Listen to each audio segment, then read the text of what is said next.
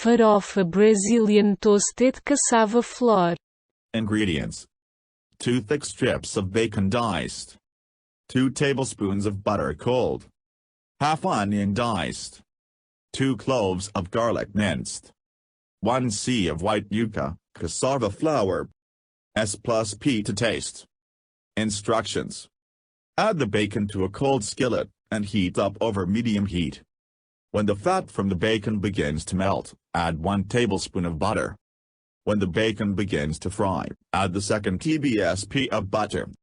Add the onions and sautee until transparent, about 2 minutes.